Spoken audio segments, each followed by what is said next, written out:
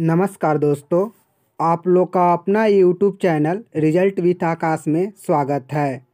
जैसा कि दोस्तों आप लोगों ने थंबनेल पर ही देखा होगा कि आपको 51 यानी कि 51 विज्ञान के उन प्रश्नों को दिया जाएगा, यानी उन प्रश्नों पर बात किया जाएगा जो कि पेपर में बार बार पूछा जाता है। हाँ दोस्तों, उन्हीं प्रश्नों को लिया गया है जो कि पेपर में बार बार रिपीट किया जाता है। तो दोस्तों हम लोग शुरुआत करेंगे इस श्रृंखला की। और दोस्तों आप लोग एक बात और बता दें कि इन प्रश्नों के साथ और जो कुछ भी प्रश्न बचते हैं जो बार बार पूछे जाते हैं, उन्हें भी हम लोग साथ में ही देखेंगे। तो आइए दोस्तों हम लोग शुरुआत करते हैं इस श्रृंखला का। दोस्तों आप लोगों ने अभी तक इस वीडियो को लाइक नहीं किया है तो आप एक बार लाइक कर दीजिए और पूरा वीडियो एक बार आप लोग देखिए। यदि वीडियो आप लोग को अच्छा लगता है तो आप लोग अपने मित्र या दोस्त या जो भी आपके परिवार के सदस्य हैं उनके पास भी इस वीडियो को शेयर कीजिए। तो आइए हम लोग शुरुआत करते हैं। देखिए दोस्तों, यहाँ पर एक कोटेशन लिखा गया है। क्या? बारिश की बूंदें भले ही छोटी हो लेकिन उनका लगातार बरसना बड़ी नदियों का बहाव बन जाता है, वैसे ही हमारे छोटे छोटे प्रयास भी ज़िंदगी में बड़ा परिवर्तन ला सकते हैं। दोस्तों आप लोग समझ गए हों कि बारिश की बूंदें छोटी होती है लेकिन अगर लगातार बहे तो वो क्या नदी बन सकती है। उसी प्रकार यदि हमारे छोटे छोटे प्रयास को यदि हम जारी रखते हैं तो एक दिन हम बड़ा परिवर्तन ला सकते हैं। यदि बारिश की बूंदें एक बरस कर नदियाँ बन सकती है तो हमारे छोटे छोटे प्रयास भी बड़ा परिवर्तन ला सकते हैं। तो आइए दोस्तों हम लोग शुरुआत करते हैं। देखते हैं आज का पहला प्रश्न क्या है। देखिए क्या दिया है। प्रकाश बस मात्रक है। अब किसका मात्रक है? कह रहा है दूरी का, उसके बाद कह रहा है समय की, उसके बाद कह रहा है प्रकाश का, उसके बाद कह रहा है धारा का। दोस्तों यह प्रश्न बहुत पूछा जाता है। तो आप लोग जानते हैं कि प्रकाश वर्ष किसका मात्रक है? तो प्रकाश वर्ष किसका मात्रक है? तो प्रकाश वर्ष दूरी का मात्रक है, यानी कि ऑप्शन नंबर ए हमारा सही उत्तर हो जाएगा। और दोस्तों मैं कुछ और जो भी आपको इस क्वेश्चन के अलावा बताऊं तो उसे आप लोग लिखिए मत, बस एक दो बार सुनेंगे तो आप लोगों को वह तैयार हो जाएगा। यानी इस वीडियो में ही आपको इतने बार उस चीज़ को रिपीट कर दिया जाएगा कि यदि आपके सामने ऑप्शन आता है तो बिल्कुल आप क्लिक कर देंगे। देखिए प्रकाश वर्ष मात्रक किसका है? तो दूरी का है। उसके बाद कुछ और मात्रकों के बारे में हम लोग जानते हैं। जैसे देखिए शक्ति का मात्रक पूछे तो शक्ति का मात्रक क्या होता है? तो वाट होता है। कार्य का मात्रक पूछे तो कार्य का मात्रक क्या होता है? तो जूल होता है। विद्युत धारा का मात्रक पूछे तो विद्युत धारा का मात्रक क्या होता है? तो एम्पियर होता है। जहाज के चाल की माप पूछे कि मतलब जहाज की चाल को किस में मापा जाता है? तो नाट में मापा जाता है। और दाब का मात्रक क्या होता है? तो दाब का मात्रक पास्कल होता है। दोस्तों एक बार फिर मैं आप लोगों के सामने रिपीट कर रहा हूँ। क्या? प्रकाश वर्ष मात्रक है दूरी का। शक्ति का मात्रक क्या होता है? तो वाट होता है। कार्य का मात्रक जूल। विद्युत धारा का मात्रक एम्पियर। जहाज के चाल की मात्रक मापा जाता है किस में? तो नाट में। दाब का मात्रक क्या होता है? तो पास्कल होता है। आइए दोस्तों हम लोग दूसरे प्रश्न की बात करते हैं। दोस्तों इसमें जो भी प्रश्न लिया गया है वो बार बार पूछा गया है, वही प्रश्न लिया गया है। यदि आप पूरे प्रश्न को देखते हैं तो आप खुद ही लास्ट में कमेंट बॉक्स में लिखेंगे कि हाँ सर प्रश्न ऐसे ही बार बार रिपीट होते हैं। आइए फिर हम लोग दूसरे क्वेश्चन की बात करते हैं। देखिए दूसरा प्रश्न क्या कह रहा है। कह रहा है क्या? निम्नलिखित में से समय का मात्रक क्या नहीं है? अब देखिए इसमें से पूछ रहा है कि समय का मात्रक कौन सा नहीं है। अधिवर्ष, चंद्रवर्ष, ऑप्शन नंबर सी कह रहा है प्रकाश वर्ष, ऑप्शन नंबर डी कह रहा है इनमें से कोई नहीं। तो देखिए यह पहले प्रश्न से ही संबंधित है। समय का मात्रक पूछा है क्या नहीं है, तो हम लोग ऊपर क्या पढ़ कर आए हैं? हम लोग यह पढ़ के आए हैं कि प्रकाश वर्ष किसका मात्रक है? तो प्रकाश वर्ष दूरी का मात्रक है। तो यह समय का मात्रक नहीं है, यानी कि ऑप्शन नंबर सी हमारा सही उत्तर हो जाएगा। फिर हम आगे देखते हैं। देखिए अगला प्रश्न क्या है। कह रहा है पास्कल इकाई है किसकी? आर्द्रता की, दाब की, वर्षा की, तापमान की। तो आप बताइए, अभी आप लोग ऊपर बताया गया कि पास्कल किसकी इकाई है? तो पास्कल दाब की इकाई है, यानी कि ऑप्शन नंबर बी हमारा सही उत्तर हो जाएगा। क्या? दाब। वैसे ही आगे देखते हैं। अब देखिए अगला प्रश्न क्या दिया है। हर्ट्ज का मापन की यूनिट है किसकी? तरंगदैर्घ्य की है, तरंगों की स्पष्टता की है, तरंगों की तीव्रता की है, तरंगों की आवृत्ति की है। तो हर्ट्ज में किसको मापा जाता है? तो तरंगों की आवृत्ति को मापा जाता है। यानी कि ऑप्शन नंबर डी हमारा सही उत्तर हो जाएगा। क्या?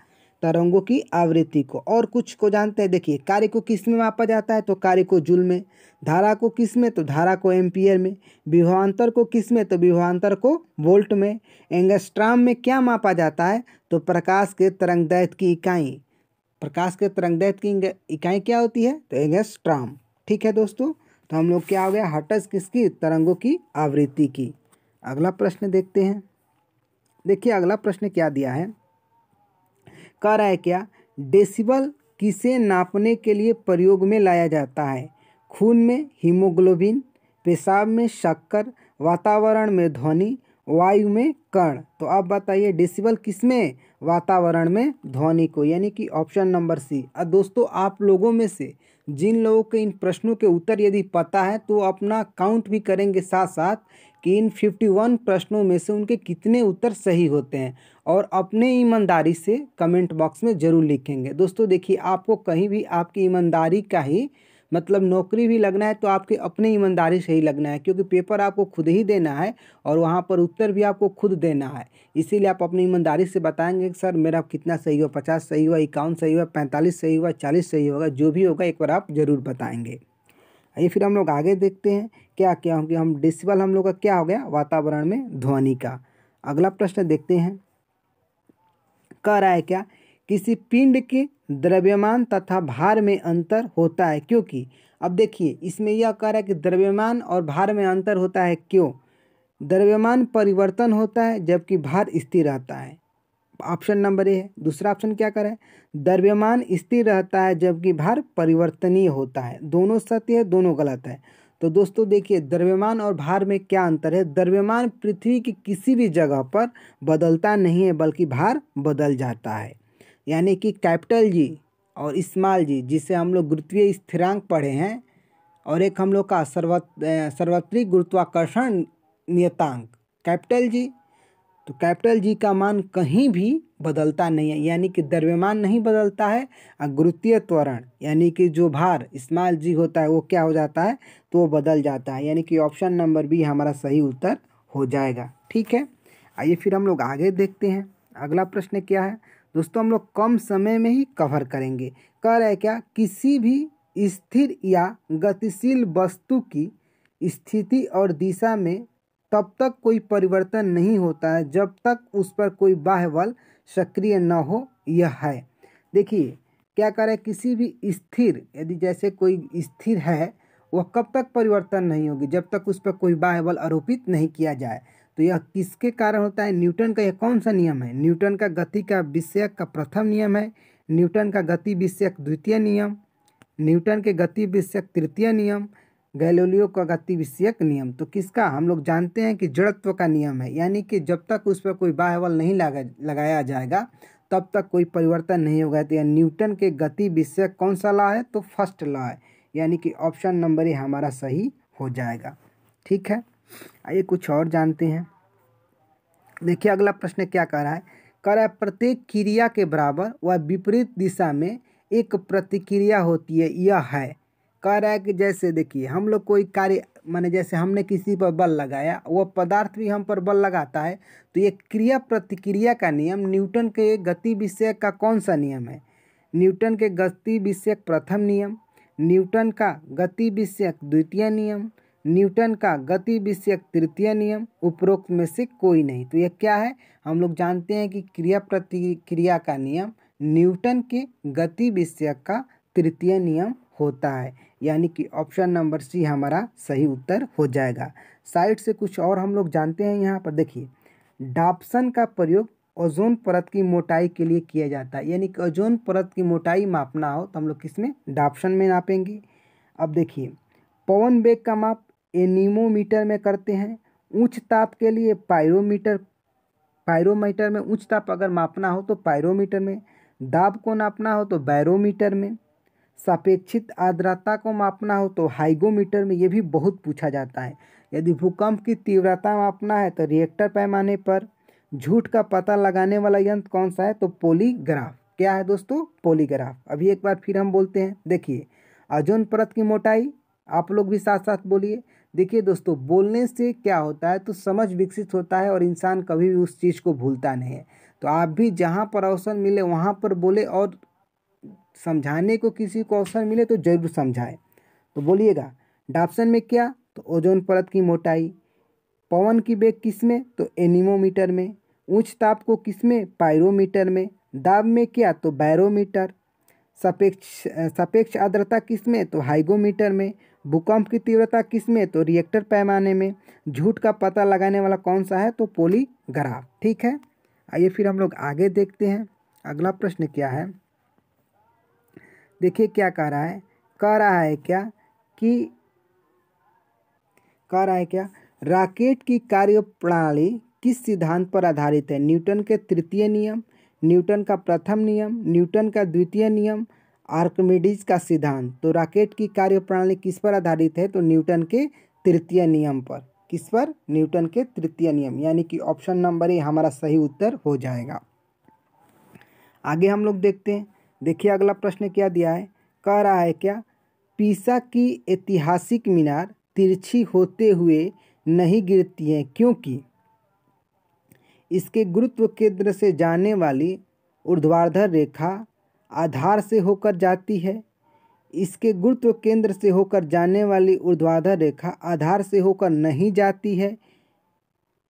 इसकी पीछे ईश्वरीय प्रभाव है, यह एक आश्चर्य है। तो क्या है, इसके गुरुत्व केंद्र से जाने वाली ऊर्ध्वाधर रेखा आधार से होकर जाती है। किससे होकर जाती है, तो आधार से होकर जाती है। यानी कि क्या, यह झुकी हुई मीनार है लेकिन क्यों नहीं गिरती है, क्योंकि इसके गुरुत्व केंद्र से जाने वाली ऊर्ध्वाधर रेखा आधार से होकर गुजरती है। यानी कि ऑप्शन नंबर ए हमारा सही उत्तर हो जाएगा। ठीक है, आगे फिर हम देखते हैं। देखिए अगला प्रश्न क्या है, कह रहा है क्या, सड़क पर चलने की अपेक्षा बर्फ पर चलना कठिन है क्योंकि, अब कह रहा है सड़क पर चलने की अपेक्षा बर्फ पर चलना कठिन है। क्यों, बर्फ सड़क से सख्त होती है, सड़क बर्फ से सख्त होती है।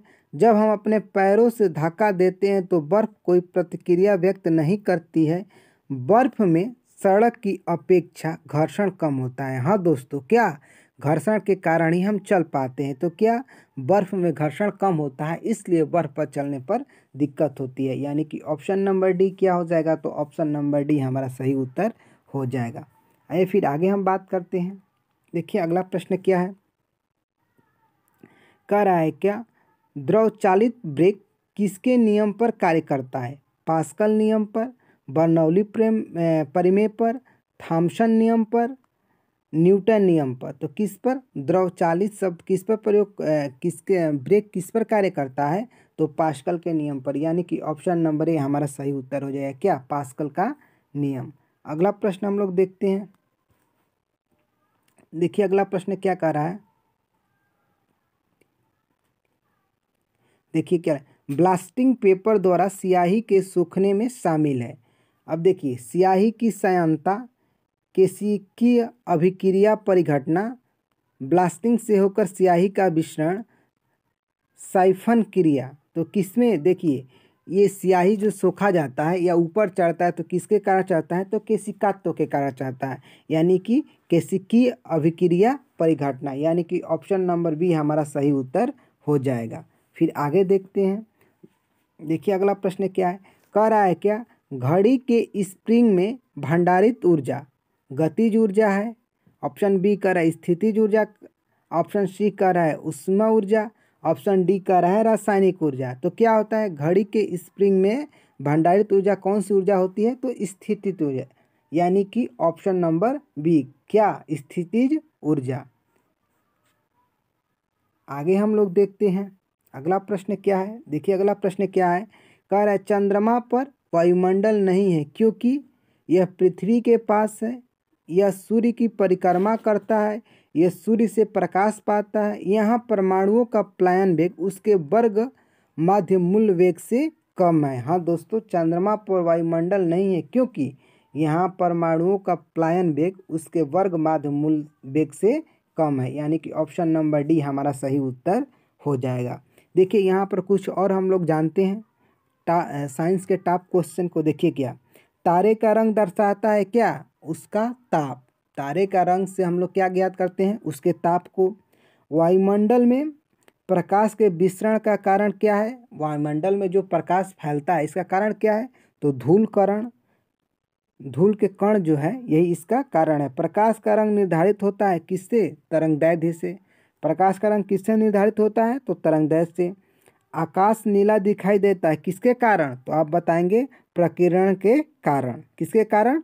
तो प्रकीर्णन के कारण। ठीक है। और अस्त होते समय या उगते समय सूर्य लाल दिखाई देता है, ये भी किसके कारण? तो ये भी प्रकीर्णन के कारण। किसके कारण? तो प्रकीर्णन के कारण। ठीक है। आइए फिर हम लोग आगे बात करते हैं, देखते हैं अगला प्रश्न क्या है। कह रहा है क्या? निम्नलिखित में से किस एक के लिए केशिकात्व एकमात्र कारण नहीं है? मतलब कि दोस्तों उसके लिए केशिकात्व कारण है लेकिन मात्र एक कारण नहीं है। देखिए, स्याही का सोखना, इसके लिए केशिकात्व पूरी तरह से कारण है। भूमिगत जल का ऊपर चढ़ना, इसके लिए भी केशिकात्व पूरी तरह से कारण है। सूती कपड़े पर जल की बूंदे का फैलना, ये भी किसके कारण होता है? तो ये भी केशिकात्व के कारण होता है। पौधे की जड़ों से जल का इसके पर्ण समूह की ओर बढ़ना, यह केवल केशिकात्व के कारण नहीं होता है। तो हम लोग ऑप्शन नंबर डी इसका क्या हो जाएगा? ऑप्शन नंबर डी इसका सही उत्तर हो जाएगा। अब देखिए अगला प्रश्न क्या है। कह रहा है क्या? ऊर्जा संरक्षण का आशय है कि ऊर्जा का सृजन और विनाश होता है। ऑप्शन नंबर ए है। ऑप्शन नंबर बी कह रहा है ऊर्जा का सृजन हो सकता है, विनाश नहीं। ऑप्शन नंबर सी कह रहा है ऊर्जा का सृजन नहीं हो सकता है किंतु विनाश हो सकता है। ऊर्जा का न तो सृजन हो सकता है और न ही विनाश। क्या ऊर्जा संरक्षण का नियम यही कहता है क्या कि ऊर्जा का न तो सृजन हो सकता है और न ही विनाश? यानी कि ऑप्शन नंबर डी हमारा सही उत्तर हो जाएगा। ठीक है। ये फिर हम आगे बात करते हैं। देखिए अगला प्रश्न है क्या है। कह रहा है क्या? पृथ्वी का पलायन वेग है क्या? 15 किलोमीटर प्रति सेकेंड, 21.1 किलोमीटर प्रति सेकेंड, 7.0 किलोमीटर प्रति सेकेंड, 11.2 किलोमीटर प्रति सेकेंड। तो पृथ्वी का पलायन वेग कितना होता है? तो 11.2 किलोमीटर प्रति सेकेंड। अब पलायन वेग वह वेग है, यदि आप 11.2 किलोमीटर प्रति सेकेंड की स्पीड से कोई भी वस्तु पृथ्वी से फेंक देंगे तो वह दोबारा पृथ्वी पर लौट के नहीं आएगा। हाँ दोस्तों, यानी कि इसका नाम ही पलायन इसलिए रखा गया कि वो क्या हो जाएगा? वह पलायित हो जाएगा, यानी कि दोबारा वह लौट कर पृथ्वी पर आएगा ही नहीं। तो इसके लिए कितना? 11.2 किलोमीटर प्रति सेकेंड का स्पीड चाहिए। क्या चाहिए दोस्तों? तो स्पीड चाहिए। इसे भी आप लोग याद रखें। आइए फिर हम लोग आगे बात करते हैं, देखते हैं अगला प्रश्न क्या है। देखिए अगला प्रश्न क्या है। कह रहा है क्या कि पानी में लोहे की सुई डूब जाती है लेकिन जहाज तैरता है, यह किस सिद्धांत पर आधारित है? पास्कल का सिद्धांत, आर्किमिडीज का सिद्धांत, केपलर का सिद्धांत, गुरुत्वाकर्षण का नियम। तो पानी में लोहे की सुई डूब जाती है लेकिन जहाज तैरता रहता है, ये किसके? आर्किमिडीज का सिद्धांत है। किसका सिद्धांत है दोस्तों? तो आर्किमिडीज साहब का सिद्धांत है। किसका है दोस्तों? तो आर्किमिडीज साहब का सिद्धांत है, यानी कि ऑप्शन नंबर बी हमारा सही उत्तर हो जाएगा। आइए फिर हम लोग आगे देखते हैं। देखिए अगला प्रश्न क्या है। नोबेल पुरस्कार अल्फ्रेड नोबेल के नाम से शुरू हुआ, जिन्होंने खोज की थी किसकी? हवाई जहाज की, टेलीफोन की, सेफ्टी लैंप की, डायनामाइट की। तो किसके कारण अल्फ्रेड नोबेल को नोबेल पुरस्कार मिला? तो डायनामाइट के खोज के कारण, यानी कि ऑप्शन नंबर डी हमारा सही उत्तर हो जाएगा। क्या हो जाएगा? तो ऑप्शन नंबर डी हमारा सही उत्तर हो जाएगा। और कुछ इसके साथ आप लोग देख लीजिए। देखिए, दाढ़ी बनाने के लिए किस दर्पण का प्रयोग किया जाता है? तो अवतल दर्पण का। अंतरिक्ष यात्री को आकाश किस रंग का दिखाई देता है? तो काला रंग का दिखाई देता है। जल में वायु का बुलबुला अवतल लेंस की तरह व्यवहार करता है। किसके तरह करता है? तो अवतल लेंस की तरह व्यवहार करता है। आइए फिर हम लोग आगे देखते हैं। देखिए अगला प्रश्न क्या है। कह रहा है क्या? लेसर का आविष्कारक किसने किया था? Sir Frank Hitler, Fred Morrison, TH Maiman सेमरू के। तो कौन किए थे? TH मेमन, यानी कि ऑप्शन नंबर सी हमारा सही उत्तर हो जाएगा। फिर आइए देख के आगे हम लोग बात करते हैं। देखिए अगला प्रश्न क्या कह रहा है। कह रहा है क्या, माइक्रोफोन का आविष्कार किसने किया, किसे माना जाता है? मतलब कि माइक्रोफोन के आविष्कारक किसे माना जाता है? Doctor Kevin Carmo, doctor Joel Engel, Graham Bell, सदीप्त हॉकिंस। तो किसे माना जाता है? ग्राहम बेल साहब को माना जाता है, यानी कि ऑप्शन नंबर सी हमारा सही उत्तर हो जाएगा। देखिए अगला प्रश्न क्या दिया हुआ है। अगला प्रश्न कह रहा है क्या, सापेक्ष आर्द्रता नापी जाती है हाइडोमीटर, हाइगोमीटर, लैक्टोमीटर, पोटेशियोमीटर। कह रहा है क्या, हाइड्रोमीटर या हाइगोमीटर। इसी में कन्फ्यूजन होता है, तो किससे? सापेक्ष आर्द्रता हाइगोमीटर से, यानी कि ऑप्शन नंबर बी हमारा सही उत्तर है। फिर हम लोग आगे देखते हैं अगला प्रश्न क्या है। कह रहा है क्या, निम्न में से कौन सुमेलित नहीं है? एनियोमोमीटर वायु की चाल, अमीटर विद्युत धारा, टैक्योमीटर दबांतर, पायरोमीटर उच्च ताप। तो देखिए वायु के चाल के लिए एनीमोमीटर का प्रयोग किया जाता है, विद्युत धारा के लिए अमीटर का प्रयोग किया जाता है और उच्च ताप के लिए पायरोमीटर का प्रयोग किया जाता है, यानी कि ऑप्शन नंबर सी हमारा सुमेलित नहीं है। ठीक है, आगे फिर हम लोग देखते हैं। देखिए आगे क्या है। कह रहा है क्या, एक बैरल में कितने लीटर होता है? 159, 169, 149, 109। तो एक बैरल में कितने लीटर होता है? दोस्तों आप लोगों में से जिन लोगों को इस प्रश्न का उत्तर पता है, तो एक बार आप लोग कमेंट बॉक्स में ज़रूर लिखिए। दोस्तों आप लोगों को 5 सेकंड का समय दिया जाता है क्या, कि एक बैरल में कितने लीटर होता है। यह दोस्तों प्रश्न बार बार पूछा जाता है, इसलिए आप लोग से एक बार लिखने के लिए कहा जा रहा है। तो एक बार आप लोग ज़रूर लिखें।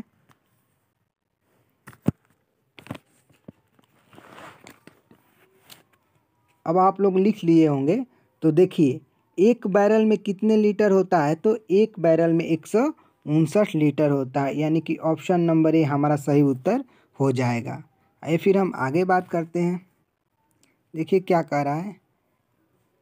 किसी वस्तु के ताप में वृद्धि का अर्थ है कि वस्तु की क्या गतिज ऊर्जा बढ़ गई है, स्थितिज ऊर्जा बढ़ गई है, यांत्रिक ऊर्जा बढ़ गई है, ऊष्मीय ऊर्जा बढ़ गई है। तो ताप में वृद्धि का मतलब क्या होता है, कि उसकी ऊष्मीय ऊर्जा बढ़ गई है, यानी कि ऑप्शन नंबर डी हमारा सही उत्तर हो जाएगा। क्या? उसकी ऊष्मीय ऊर्जा बढ़ गई है। दोस्तों कुछ और बिंदुओं को जानते हैं जो बार बार पूछा जाता है। देखिए फार्मिक अम्ल किसमें? तो चिट्टी में। साइट्रिक अम्ल किसमें? तो खट्टे फलों में।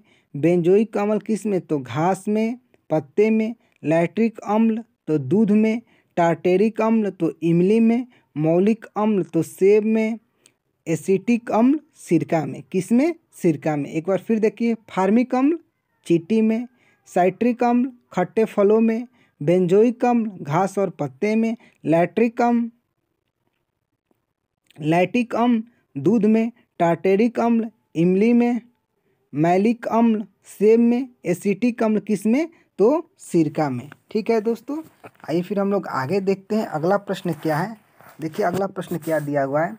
कह रहा है क्या, पूर्ण विकिरण उत्मापिक किस सिद्धांत पर आधारित है?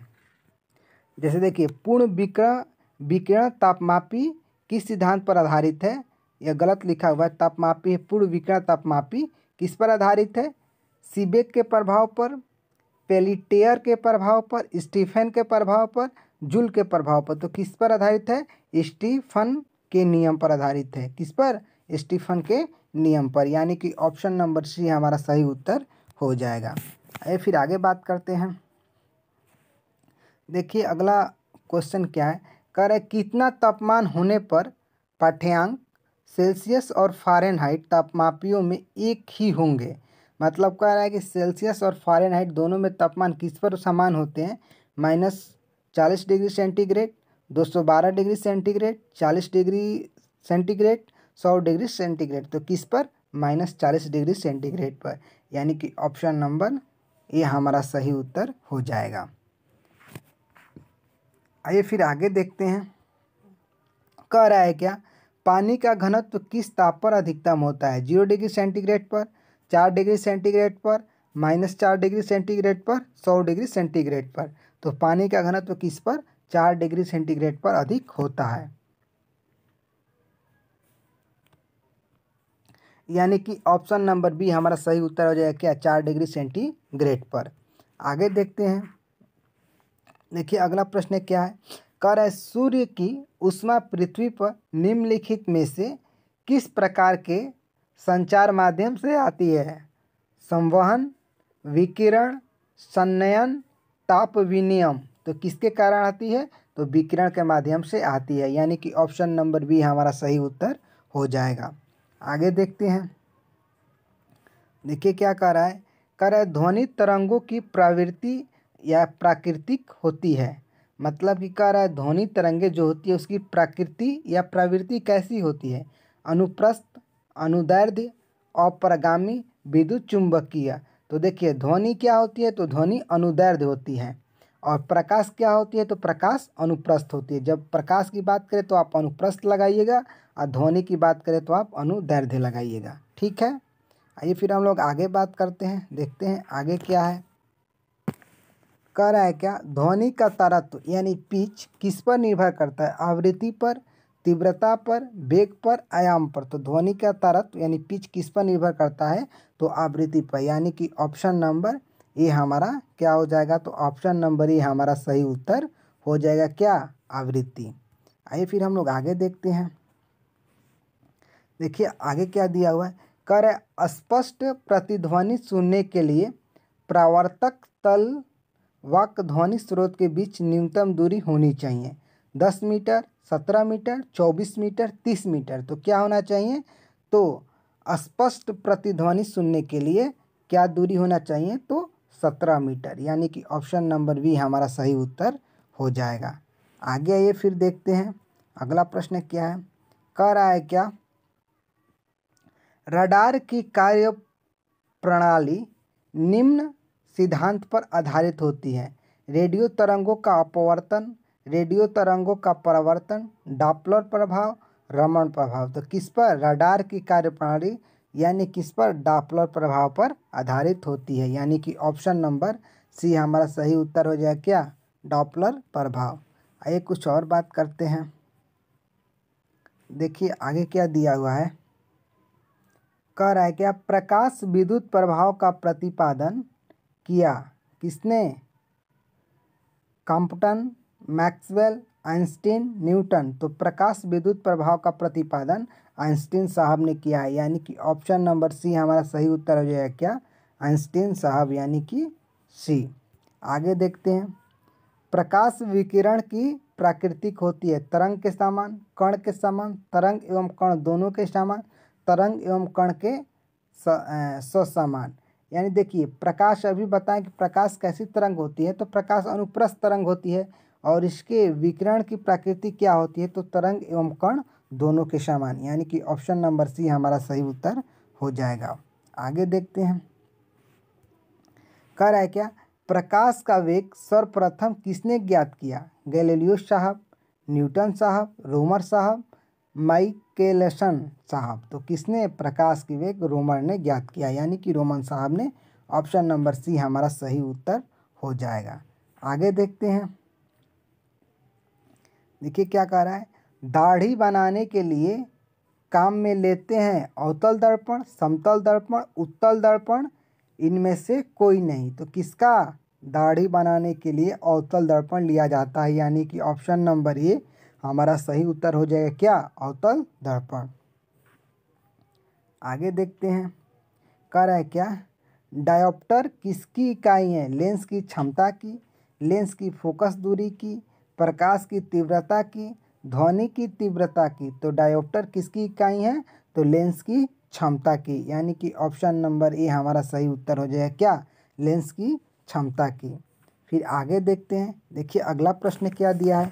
कह रहा है क्या, दो विद्युत आवेशों के बीच लगने वाला बल से संबंधित है एम्पियर का नियम, कूलाम का नियम, फैराडे का नियम, ओम का नियम। तो दो विद्युत आवेशों के बीच लगने वाला बल किससे, कूलाम के नियम से संबंधित है, यानी कि ऑप्शन नंबर बी इसका सही उत्तर हो जाएगा। आइए कुछ और जानते हैं, जैसे देख लीजिए, कंप्यूटर को किसने खोजा, तो चार्ल्स बैबेज ने। फाउंटेन पेन लेव वाटरमैन ने। टेलीफोन ग्राहम बेल ने। टेलीविज़न जेएल बेयर ने। दूरबीन गैलीलियो साहब ने। रेडियो मार्कोनी साहब ने। डायनेमो माइकल फैराडे साहब ने। एक बार फिर सुनिए, कंप्यूटर को किसने, चार्ल्स बैबेज ने। फाउंटेन पेन को किसने, लेव वाटरमैन ने। टेलीविज़न को किसने, ग्राहम बेल ने। टेलीफोन को ग्राहम बेल ने। टेलीविज़न को किसने, तो जेएल बेयर्ड। दूरबीन को गैलीलियो। रेडियो को मार्कोनी। डायनेमो को माइकल फैराडे। ठीक है, आइए फिर हम लोग आगे बात करते हैं। देखिए अगला प्रश्न क्या है, कह रहे हैं क्या, विद्युत उपकरण में अर्थ का उपयोग होता है खर्च को कम करने के लिए। दूसरा ऑप्शन कह रहे हैं यानी कि बी, क्योंकि उपकरण 3 फेज में काम करते हैं। सुरक्षा के लिए, फ्यूज के रूप में। तो विद्युत उपकरणों में पृथ्वी का प्रयोग किसके लिए किया जाता है, तो सुरक्षा के लिए, यानी कि ऑप्शन नंबर सी हमारा सही हो जाएगा। किसके लिए, तो सुरक्षा के लिए। आगे देखते हैं दोस्तों, आप लोगों को बता दें, यदि इसका पीडीएफ चाहिए तो आप लोग को इसके डिस्क्रिप्शन बॉक्स में टेलीग्राम चैनल का लिंक मिलेगा, आप वहां से ज्वाइन करके इसका पीडीएफ ले सकते हैं। और दोस्तों आपको टेलीग्राम, जैसे ही इसके डिस्क्रिप्शन बॉक्स में जाएंगे तो टेलीग्राम चैनल के साथ साथ आप लोग को एक प्लेलिस्ट मिलेगा, जिसमें आपको इसी प्रकार के वीडियो मिलेंगे 55, 51 करके सारे सब्जेक्ट को।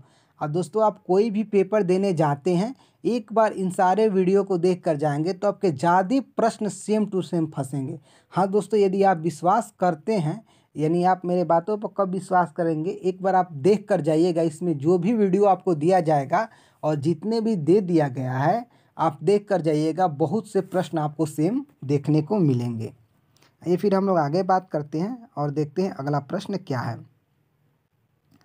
कह रहा है क्या कि घरों में लगे पंखे बल्ब आदि लगे होते हैं श्रेणी क्रम में, मिश्रित क्रम में, समांतर क्रम में, किसी भी क्रम में। तो किस में लगे होते हैं, तो समांतर क्रम में, यानी कि ऑप्शन नंबर सी हमारा सही हो जाएगा। फिर देखिए क्या कह रहा है, फ्यूज तार किससे बनती है, टीन और तांबे की मिश्र धातु, टीन और शीशे की मिश्र धातु, टीन और एल्युमिनियम की मिश्र धातु, निकेल और क्रोमियम की मिश्र धातु। तो फ्यूज तार किससे बनती है, तो टीन और शीशे की मिश्र धातु, यानी कि ऑप्शन नंबर बी हमारा सही उत्तर हो जाए क्या, टीन और शीशे की मिश्र धातु। आगे देखते हैं, फ्यूज का सिद्धांत है किस पर, कह रहा है क्या, कह रहा है क्या, फ्यूज का सिद्धांत है विद्युत का रासायनिक प्रभाव, विद्युत का यांत्रिक प्रभाव, विद्युत का ऊष्मीय प्रभाव, विद्युत का चुंबकीय प्रभाव। तो फ्यूज का सिद्धांत क्या है, विद्युत का चुंबकीय प्रभाव, यानी कि ऑप्शन नंबर सी हमारा सही उत्तर हो जाएगा। फिर हम आगे देखते हैं, कह रहा है किलोवाट घंटा किसकी इकाई है, विभवांतर दिया है, फिर दिया है विद्युत शक्ति, फिर दिया है विद्युत ऊर्जा, फिर आगे क्या दिया है, विद्युत विभव। तो किलोवाट घंटा किसकी इकाई है, तो विद्युत ऊर्जा की, यानी कि ऑप्शन नंबर सी हमारा सही हो जाएगा। फिर आगे देखते हैं, त्वरित चालक का आविष्कार किसने किया, Graham Bell, Lord Lister, Benjamin Franklin, Einstein. तो त्वरित चालक का आविष्कार किसने किया है, बेंजामिन फ्रैंकलिन ने, यानी कि ऑप्शन नंबर सी हमारा सही उत्तर हो जाएगा। फिर आगे देखते हैं, अस्थायी चुंबक बनाने के लिए किस लोहे का प्रयोग किया जाता है, इस्पात के, नर्म लोहे के, तांबे के, चांदी के। तो अस्थायी चुंबक के लिए किसका, नर्म लोहे का प्रयोग किया जाता है। किसका प्रयोग किया जाता है, तो नर्म लोहे का प्रयोग किया जाता है। आगे देखते हैं, कह रहा है क्या, किसी चुंबक की आकर्षण शक्ति सबसे अधिक कहाँ होती है, दोनों किनारों पर, मध्य में, चुंबकीय अक्ष पर, सभी जगह समान होती है। तो किस पर अधिक होती है, तो दोनों किनारों पर, यानी कि ऑप्शन नंबर ए हमारा सही उत्तर हो जाएगा। फिर आगे देखते हैं कि अगला प्रश्न क्या है, कह रहा चुंबकीय क्षेत्र का मात्रक होता है क्या, गॉस, वेबर, सेकेंडरी डोमेन। तो चुंबकीय क्षेत्र का मात्रक क्या आता है? तो गॉस होता है। क्या होता है? तो गॉस होता है। और कुछ हम लोग जान लेते हैं कुछ और फैक्ट को इसके साथ जो बार बार पूछे जाते हैं। देखिए क्या, जैसे पूछ दे आपसे दूरदृष्टि के निवारण के लिए किस लेंस का? तो उत्तल लेंस का। किस दृष्टि को हम बोल रहे हैं? तो दूरदृष्टि को। और जब निकट बोले तो अवतल लेंस का। दूर बोले तो क्या? उत्तल। निकट बोले तो क्या? अवतल। और सूर्य से उत्पन्न ऊर्जा किस पर आधारित होता है? तो नाभिकीय संलयन पर। अब देखिए एक बात यहाँ पे याद रखिए, परमाणु बम पूछे तो आप कहिएगा नाभिकीय विखंडन, और हाइड्रोजन बम पूछे तो क्या? नाभिकीय संलयन। क्या? परमाणु बम पूछे तो नाभिकीय विखंडन, हाइड्रोजन बम पूछे तो नाभिकीय संलयन पर आधारित है। ठीक है, आइए फिर हम लोग आगे देखते हैं। देखिए अगला प्रश्न क्या है, कह रहा है क्या, परमाणु के नाभिक में होते हैं प्रोटॉन व न्यूट्रॉन, न्यूट्रॉन व इलेक्ट्रॉन, सिर्फ इलेक्ट्रॉन। तो देखिए इलेक्ट्रॉन तो बाहर चक्कर लगाता है, तो क्या होता है? प्रोटॉन और न्यूट्रॉन, यानी कि ऑप्शन नंबर ए हमारा सही उत्तर हो जाएगा। दोस्तों यदि आप लोगों को लगा होगा कि यह वीडियो हमारे लिए कुछ काम की है या आने वाले पेपर में हमारा कुछ सहयोग करेगी, तो आप लोग इस वीडियो को लाइक ज़रूर करिएगा और शेयर भी दोस्तों ज़रूर करिएगा। और आपको इसके प्ले लिस्ट में जो मतलब आपके इसके डिस्क्रिप्शन बॉक्स में जो प्ले लिस्ट मिलेगा, उसमें सारे सब्जेक्ट का आपको वीडियो मिलेगा। जो क्वेश्चन बार बार पूछे गए हैं उन्हीं प्रश्नों का वह एक कलेक्शन है दोस्तों। ठीक है, तो आइए हम लोग आगे बात करते हैं। दोस्तों आप लोगों ने देखा होगा बहुत कम समय में हम लोगों ने कवर किया है। देखिए क्या है, पॉजिट्रॉन की खोज किसने की थी? रदरफोर्ड ने, थॉमसन ने, चैडविक ने, एंडरसन ने। तो पॉजिट्रॉन की खोज किसने की है? तो एंडरसन ने, यानी कि ऑप्शन नंबर डी हमारा सही उत्तर हो जाएगा। यहाँ पर दोस्तों देखिए कोटेशन दिया है क्या, जीवन की सबसे बड़ी खुशी उस काम को करने में है जिसे लोग कहते हैं कि तुम नहीं कर सकते। हाँ दोस्तों, कभी भी आप उसी काम को करिएगा जहाँ पर लगता हो कि लोगों के द्वारा चुनौती हो या लोग कहते हैं कि यह कार्य तुम नहीं कर सकते हो। तो देखिए दोस्तों हम लोगों ने अपना आज का सेशन कंप्लीट किया है। दोस्तों क्या लिखा गया है, like subscribe and share please. हाँ दोस्तों आप भी अपना काम कर दीजिएगा, और साथ ही साथ दोस्तों आप लोग कमेंट बॉक्स में इसका फीडबैक भी दीजिएगा कि आप लोगों को यह कितना अच्छा लगा या कहाँ कहाँ पर दिक्कत आ रही है या किस सब्जेक्ट के आप लोगों को और वीडियो चाहिए। ऐसे ही क्वेश्चन का आप लोग कमेंट बॉक्स में बताएंगे तो उस सब्जेक्ट का जरूर लाया जाएगा दोस्तों। तब तक दोस्तों आप लोग अपना ख्याल रखिए। मिलेंगे दोस्तों हम लोग एक और बेहतर क्लास के साथ। तब तक के लिए दोस्तों जय हिंद।